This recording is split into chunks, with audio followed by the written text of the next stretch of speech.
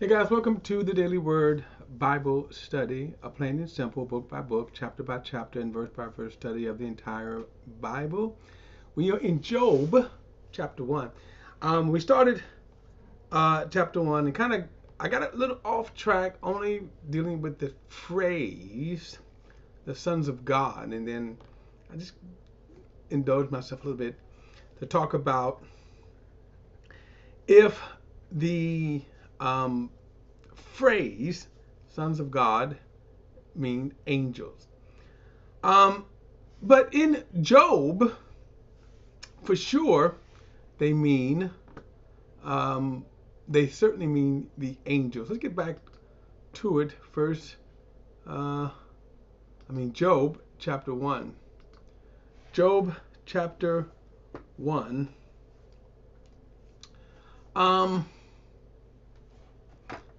all right, so I'm going to start at verse 1 again. It said, there was a man in the country of Uz named Job. He was a man of perfect integrity who feared God and turned away from evil. Now, I'm not really going into the location of Uz. A lot of people don't. We can say it's when they say it's somewhere in the east. I'm gonna see here. I don't have a Bible map, and I didn't want to really get into how far this is, but this is some of the Bible maps that I had before. And this is just sort of kind of give you an idea when they say the land of the east. So as you're looking at the picture right there, if I can bring up another one, the east. So the east, you look at the sea here. This is kind of more north. All right, let me see. All right, this is the kind of some Bible maps, and again, this is more kind of modern city. But I want you to see where um, the Mediterranean Sea, Jerusalem. So when they talk about east, it would mean anything kind of west of that. Okay, anything west of that. And again, and then times were different, so the over times, the growth of nations, the expanse of kingdoms and nations changed all of that. Um, but when they say east, that's so usually that's the kind of the general location, east of Israel. I think that's probably the best way to kind of look at it, east of Israel. But he said there was a man in the country of Uz named Job. He was a man of perfect integrity who feared God and turned away from evil. He had 7 sons and 3 daughters. His estates were included 7,000 sheep, 3,000 camels, 500 yoke of oxen. By the way, that term yoke of oxen would have been a yoke is like two. You take two in pairs, so like 1,000 yoke, 1,000 oxen, 500 female donkeys, a very large number of servants. Job was the greatest man among all the people of the East. Now, what makes Job great is also more than his wealth, was that he was a man of integrity. All right. His sons used to take turns having banquets at their homes. Remember, he had 7 sons and 3 daughters. They would send an invitation to their 3 sisters to eat and drink with them. This really gives a good family dynamic. In other words, the family got along, okay, with 5. Whenever a round of banqueting was over, Job would send for his children to purify them, rising early in the morning to offer burnt offerings for all of them. For Job thought, perhaps my children have sinned, having cursed God in their hearts. This was Job's regular practice. He reminds me of David. The Bible says that David was a man after God's own heart. One of the things that made David great was his godliness, meaning that he always viewed life from the perspective of God. And this right here kind of gives us an insight to Job's heart and character. That the thought they might have sinned against God, he would then offer the burnt offerings and then purify them. Verse 6. One day the sons of God came to present themselves before the Lord, and Satan also came with them. Now, when you introduce the word Satan, we already talked about the sons of God. But it's interesting about the term sons of God here means angels. What is not necessarily clear were these rebellious angels or good angels. It basically said the sons of God came to present themselves before the Lord. Now, we saw how the sons of God were used in Genesis 6. So at this point, it's just a question. He also said that Satan came before them. Now, we know that Satan and Lucifer are the same being, different names. However, there are some interesting meanings by the name. The word Satan means an adversary, and then the word devil means accuser of the brethren. Okay? So the idea here is that he said Satan came, the Lord, one day the sons of God came to present themselves before the Lord, and Satan also came with them. In other words, the adversary, if we said the adversary, it'd be the same. Now, another question, of course, is why the heck is Satan there among the throne of God? Now, we have another example of this. And let me bring this here. I'm taking the advantage of dealing with some of these things that we don't get a chance to deal with here. So I am, for the first couple of lessons here, I am doing a kind of slow crawl in here. Let me go to 1 Kings. And where do I want to go here? Let's make it 2 Kings. Now here it is. It is 1 Kings 22, chapter 22. Now, this was wicked King Ahab. And God is getting ready to pronounce judgment on him. And so Jehoshaphat is a good king, but had a bad habit of aligning with wicked kings. So, in this, I'll really start with verse 1. It says that there was a lure of 3 years without war between Aram and Israel. However, in the 3rd year, Jehoshaphat, king of Judah, went to visit the king of Israel. Now, I think there was a marriage in one of the daughters as well. But Jehoshaphat had an affinity. The problem is that his affinity with the king of Israel, they were all wicked kings. And ultimately, he would be rebuked by a prophet for this.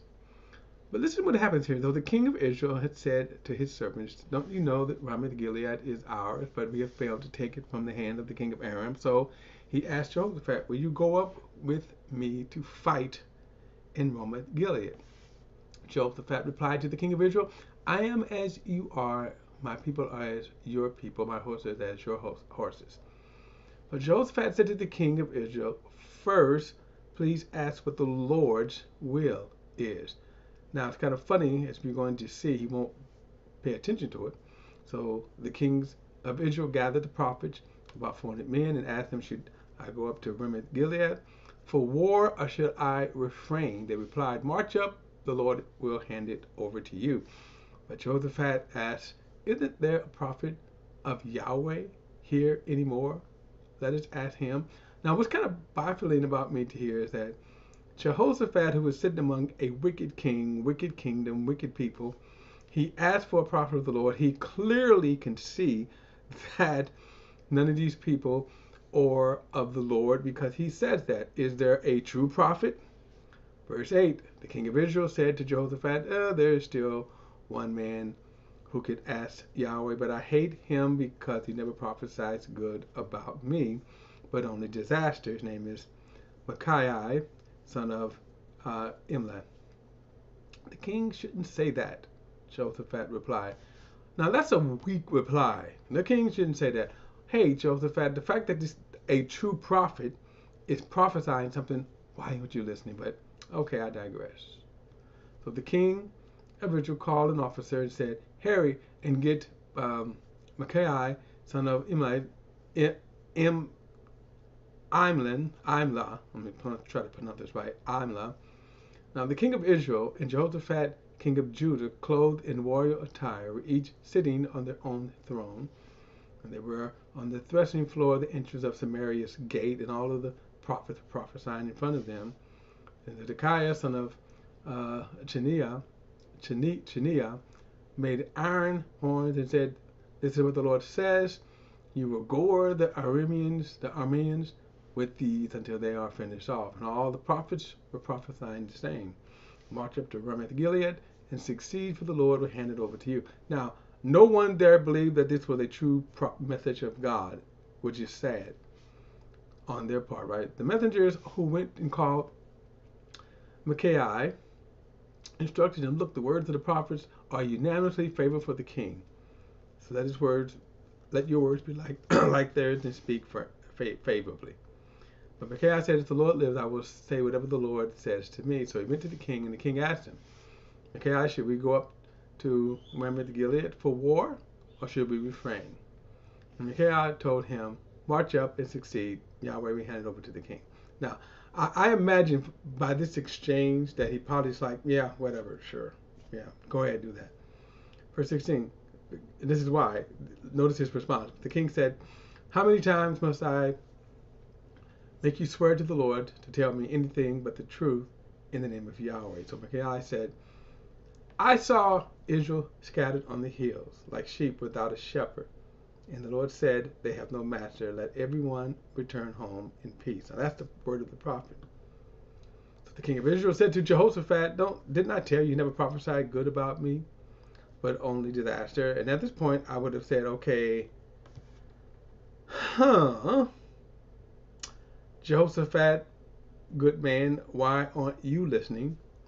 Verse 19, then Micaiah said, therefore hear the word of the Lord. Now this is what I wanted to point out here, because he gives this prophecy, and in this prophecy is a very interesting revelation. Then Micaiah said, therefore hear the word of the Lord. I saw the Lord sitting on his throne, and the whole heavenly host was standing by. Excuse me. The whole heavenly host was standing by him at his right hand and on his left hand. Now I want you to kind of get the picture here. A heavenly scene, the throne of God, and then he says the heavenly host. The heavenly host was standing around God's throne. Verse 20.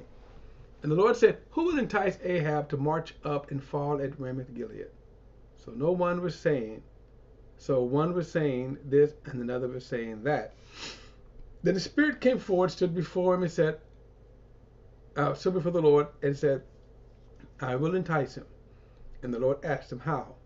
And he said, I will go and become a lying spirit in the mouth of all his prophets. And then he said, you will certainly entice him and prevail and go and do that. You see, the Lord has put a lying spirit into the mouth of all these prophets of yours, and the Lord has pronounced disaster against you. Now, this is a very interesting prophecy, because in it, this revelation of this, I don't even need to get off here, but anyway, no. This prophecy here, I am going to go back to Job. So this is one of the things we see where let's kind of break some of the um, what we would think of as our kind of strange theology. I told you before, Job. Job.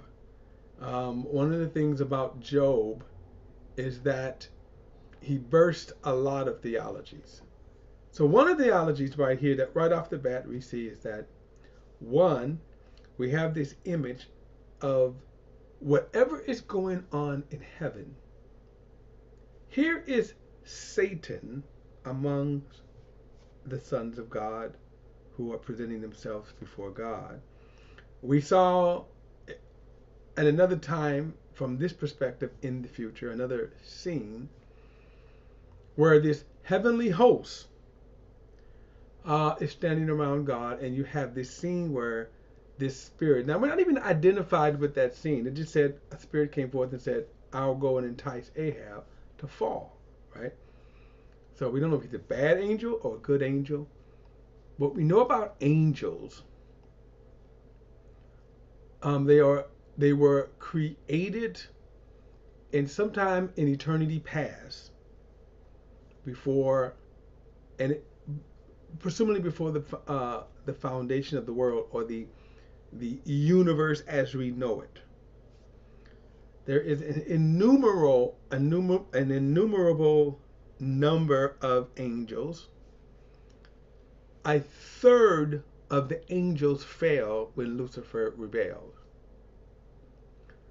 Now, if in reality, if you really want to kind of look at the origins of sin, the ideal of the origins of sin, and then even the fact of darkness, that the presence of darkness is a reminder of sin. We get a glimpse of that in the book of Revelations, because in the new age there will be no more darkness, that everything will be light. Now imagine daylight. So this is at the time of this taping, January, right, just after the new year. So it gets dark at 4:30, right? It starts to get dark. But in the midday, just imagine if it was light all around. Now I would love to go and see those parts of the earth, like some of the northernmost part of Africa. I mean, Alaska, I think you can go where it's 24-hour lights, or 22 hours, whatever. And then in winter it's the opposite. I would love to see that. Okay. But the idea that at some point in eternity past, sin was introduced into God's creation. Now, when Adam sinned, of course, sin was introduced into the earth. But from the universe perspective, sin was introduced by Lucifer in eternity past. Now, ever since then, what the question becomes then, where have these angels been? Right? What's up with these angels? Right? You got the fallen angels. And kind of an interesting thing that it's not until the book of Revelations that in the 12th chapter that Satan is expelled. Him and his hosts are expelled from the heavens into the earth. So when we kind of put this all together, that right now you have some kind of relationship, or when I say relationship, well, there is something, and we get only a glimpse from our perspective. The Bible only gives us a glimpse. So my point is, we don't know all there is to know about this kind of the angels and all of this issue here with the how God is dealing with the fallen angel. Now we get this glimpse right here. Satan is no stranger, and there is some access to for Satan into the presence of God. Now again, we don't have any more information on that. Now I say that because this idea when the people say, well, God cannot look upon sin, that he's so holy that he is not around sin. My point is that myth is not simply not true. God is holy. God abhors sin. He judges sin. But the idea that he is never around sin, as we can see right here, Satan comes right into the midst. Right? Even right at the throne of God. Satan comes to the very throne of God. And as we can even see right there, this heavenly host, and you have this spirit right here. And there's something about that, what we just read in the story of Ahab, that this lying spirit would, this angel would come and be a lying spirit into the mouth of his prophets. So was that a good angel or a bad angel? Now, because if you say that he's a good angel, there's problems with that, right? Because he's a good angel who basically just said, I'm going to be a lying spirit, with his prophets. Now, here's my point. We really don't have enough information to know what's really going on in the spiritual realm. And that is the most kind of interesting thing right here. Other than the fact that here we have Satan who comes out, who comes in the midst.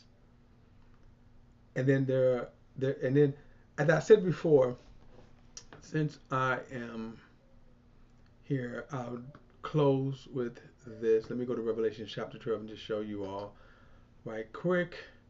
Revelation chapter 12. Now, the picture here, excuse me, the picture here of Satan, it says, this is Revelation 12, verse 1 says, the great sign appeared in heaven, a woman clothed with the sun, with the moon under her feet, and a crown of 12 stars under her head. She was pregnant and cried in labor and agony as she was about to give birth, and another sign appeared in heaven. There was a great sign, fiery red dragon having 7 heads and 10 horns, and on its head were 7 diadems. Now you kind of have to get into what Revelation, what John is revealing here. Verse 12 says, his tail swept away 1/3 of the stars in the heavens and hurled them to the earth. Now the 1/3 of the angels, even though there's probably a lot of angels, a lot of demons, we can say that. But remember this now, only 1/3 fall, which means 2/3 didn't fall. Just want to throw that in. It says, and the dragon stood in front of the woman who was about to give birth, so that when she did give birth, he might devour her child. But she gave birth to a son, a male son, who was going to shepherd all of the nations with an iron scepter. And her child was caught up to God and to a throne. The woman fled in the wilderness, where she had the place prepared by God to be fed there 1260 days. Then war broke out in heaven. Michael and his angels fought against the dragon, and the dragon and his angels also fought, but he could not prevail, and there was no place for them in the heavens any longer. So the dragon was thrown out, that ancient serpent who was called the devil and Satan, the one who deceives the whole world. He was thrown to the earth, and his angels with him. Now, I wanted to see that so that we can see the continuity, that when we talk about Satan, we are talking about Lucifer, we are talking about Satan, who was thrown out of heaven, okay? And what is kind of interesting about this, by the way, it's interesting, of course, that we only get glimpse, so we can't form, to me, concrete theology on it. We only should speak only what is revealed. What is interesting, of course, is we don't know all this kind of going on. And it's not until this time, which from our perspective is yet from the future, that Satan's even going to be thrown out, which means right now there is access, just as we have seen, there is access in the heavens with Satan. There is access. And so here when he appears before the throne of God, God is not shocked. He's not throwing up like, I want to get him out of here right now. He comes and he asks. He asks. There's going to be a conversation that we're going to get to. Um, but this is kind of interesting. That's why I'm taking the time to deal with it. We don't oftentimes have the kind of revelation that's dealt with it here, but it is interesting that what is going on. Like I say, he won't really get kicked out until in the future in Revelation chapter 12. But right now, there's this sort of activity that's going on, and we're going to see it next time. Don't forget to like and share this video and subscribe to BP the Bible Perspective. And as always, if you have a thought, a comment, add it to the comment section below all comments. So welcome. Don't forget to hit that subscribe button. Look, I'll see you in the next study.